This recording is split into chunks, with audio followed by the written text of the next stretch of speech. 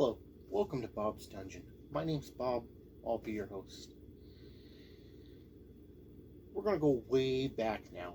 We're going to go back all the way to Advanced Dungeons & Dragons 1st Edition. In 1st Edition Dungeons & Dragons, the monster manual for that game had a pretty good collection of monsters in it. And they printed some more, like in the other editions, to give you more monsters so you can add more to your games. And that's what we're going to talk about in this video. We're going to talk about one of the books they came out with more monsters for your game. We're going to talk about the Fiend Folio for 1st Edition Dungeons & Dragons. This book has 126 pages and a copyright of 1981. And it, of course, was published by TSR.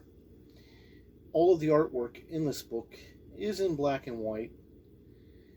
So let's go ahead and look at that artwork.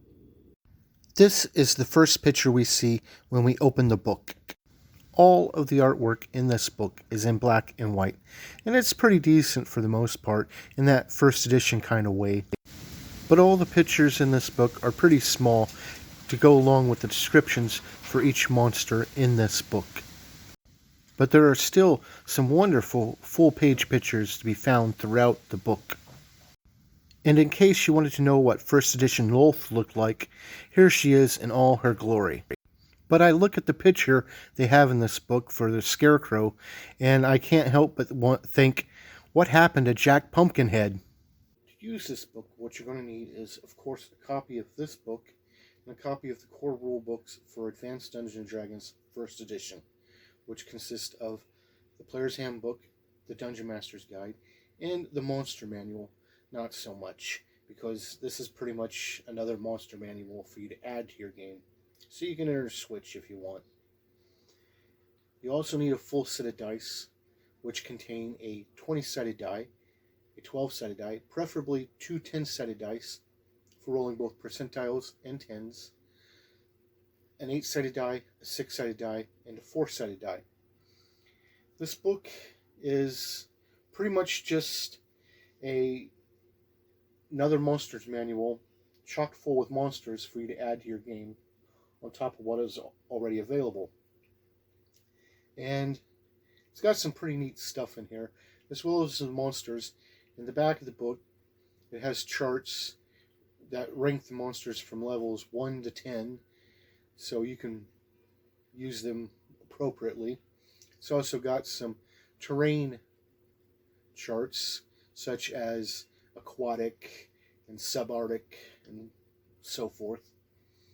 And it's also got the treasure chart in here for quick reference, so you can figure out the treasure for these monsters. And it's pretty cool.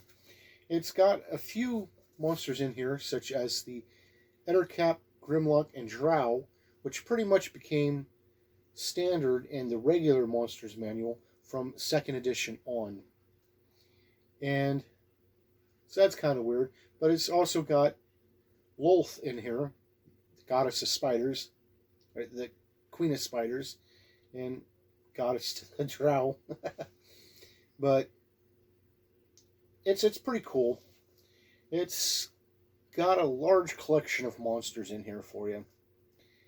And there's really not a lot more I can say beyond that. It has an assortment in the back from TSR and the RPGA. I'm sure that's still good. An advertisement in here for Gen Con. And that's really your lot. It's got some new types of dragons. The dragons they got in here are Oriental dragons. And it's got some new giants, some new trolls, and some new demons and so forth. So that's pretty cool. And that's pretty much it. Just an extra monsters for you to add to your game for your 1st edition Dungeons & Dragons. And that brings me to 3 questions. Would I play in a game where these monsters show up? Of course I would. A lot of these monsters wound up as regulars in the other monster manuals for the other editions. So yeah, I'd play with these monsters. Would I run a game using this book? If I was running first edition Dungeons and Dragons, yes, I would use this book. Would I recommend this book? If you're playing first edition Dungeons and Dragons, then yes, I would recommend this book because it would add a lot more monsters to your game that you could use. And some people, they have a problem with first edition Dungeons and Dragons these days and say it's too old school. When I got into Dungeons and Dragons, it was basic Dungeons and Dragons, and then I got on to second edition from there on. So I never really played any first edition, so I really can't tell you what first edition's like. But I'd be game. So thank you for joining me to look at the Fiend Folio for first edition Dungeons and Dragons, and hopefully you'll join me next time where we'll talk about something else. Bye.